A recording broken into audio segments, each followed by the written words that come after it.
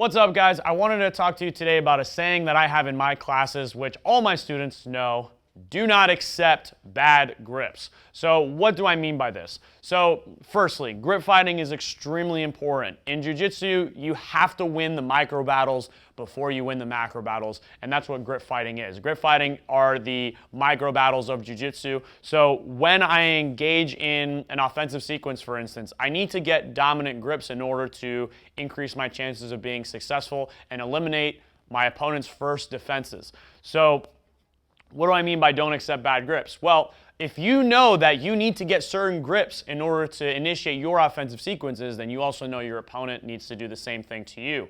And if you do not accept their grips, instead of staying in an inferior position, you back out and then re-engage, you are not letting them get the grips that they need in order to take you down, in order to pass your guard, in order to isolate a limb to, when they're pinning you, to try to submit you. So if you win those grip fighting battles, you're way more likely to be successful. And you can think of this in terms of probabilities.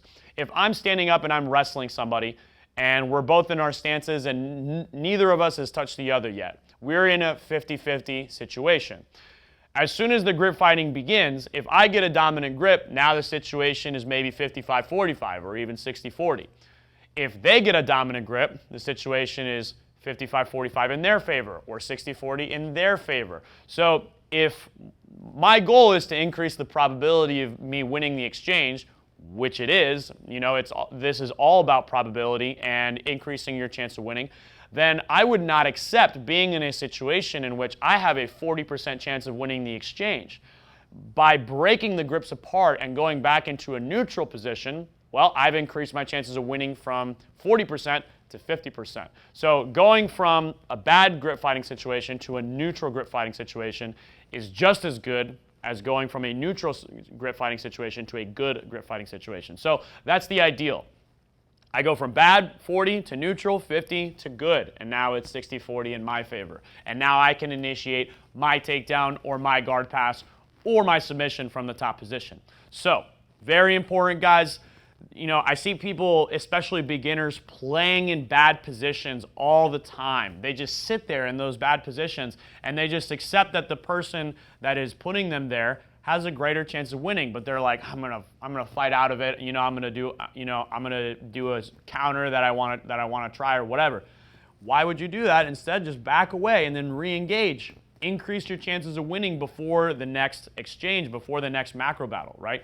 So a lot of these guards, for instance, that people play, people play the De La Riva, the reverse De La Riva, the worm guard, whatever. Do not ever let someone put you in those, okay? Because those guards are going to increase your opponent's chance of winning immediately, right? Those are not 50-50 situations. They're definitely not in your favor. So instead of trying to, drive in and play in those guards, unless you're, very specialized in countering those, just find a way to disentangle them, back out, and engage again in a neutral 50-50 situation. This goes for almost everything, guys. Leg locks too, okay? If I'm laced up, and maybe there is a specific counter that I can do, but positionally I don't have dominance, then I'm on the losing end of this battle. If I transition into, say, 50-50, right, which is a 50-50 situation, that is an improvement if I was in an inferior lace to my opponent.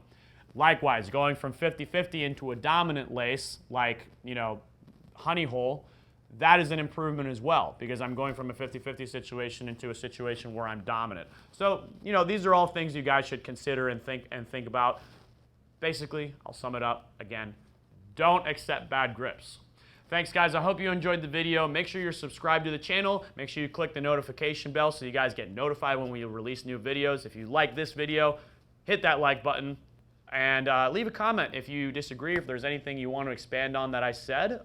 It really does help us when you guys do these things. I appreciate your support. Hope to see you guys next time.